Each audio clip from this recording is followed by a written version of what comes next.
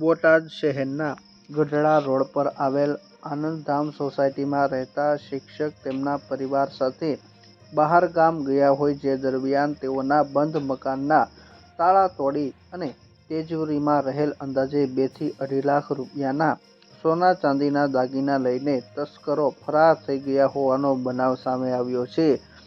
સમગ્ર બનાવ અંગે પોલીસને જાણ થતાં તાત્કાલિક પોલીસ સ્ટાફ ઘટના સ્થળ પર આવી પહોંચ્યા હતા અને તપાસનો ધમધમાટ શરૂ કરવામાં આવ્યો।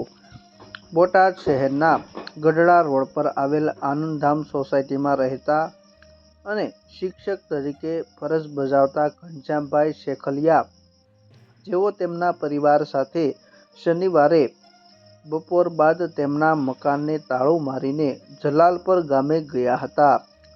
જે દરમિયાન શિક્ષક તેમના પરિવાર સાથે બીજા દિવસે સાંજના સમયે બોટાદ તેમના ઘરે પરત ફર્યા હતા। તે દરમિયાન ઘર બહાર તાળું તૂટેલું જોવા મળ્યું હતું। ઘનશ્યામભાઈએ ઘરમાં તપાસ કરતા રૂમમાં તપાસ કરતા તેમાં તિજોરીઓ તોડેલી હોય તેમજ તિજોરીમાં તપાસ કરતા તેમાં રહેલા અંદાજે 2.5 લાખ રૂપિયાના સોના તેમજ ચાંદીના દાગીનાની ચોરી થઈ હોવાનું સામે આવ્યું હતું। સમગ્ર બનાવ અંગે શિક્ષકે પોલીસને જાણ કરી હતી, જેથી બોટાદ પોલીસ તાત્કાલિક સ્થળ પર આવી પહોંચી હતી અને આ અંગે તપાસનો ધમધમાટ શરૂ કરવામાં આવ્યો હતો। બોટાદ શહેરના ગઢડા રોડ પર આવેલ આનંદધામ સોસાયટીમાં રહેતા શિક્ષકના મકાનમાં ચોરીનો બનાવ। ઘનશ્યામભાઈ શેખલિયા, આ કયો વિસ્તાર છે? આનંદધામ સોસાયટી, ગેટ નંબર 4। અહીંયા આપણે ચોરી થઈ છે, એ કઈ ઘટના છે? શું આખી ઘટના છે?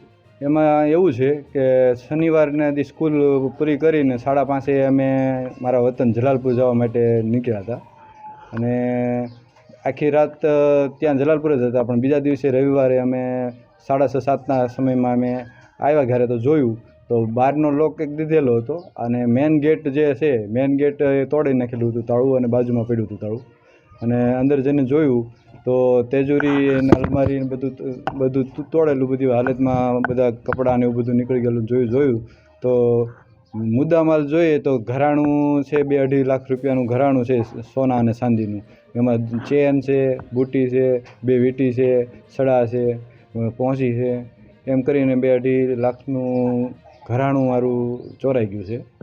આંગે ફરિયાદ કરવામાં આવી છે અને પછી તરત મેં જોયું એટલે તરત મેં 100 નંબર ડાયલ કર્યો હતો અને 100 નંબરમાંથી કોલ પાછો આવ્યો અને અમને અહીંયા આવ્યા એક આપણે બોટાદના અને પોલીસવાળા અને તપાસ કરી અને ફોટાને એવું વિડીયો ઉતારીને ગયા ને પછી અમને કે તમે આવજો અરજી લખાવો, તો અરજી લખી છે।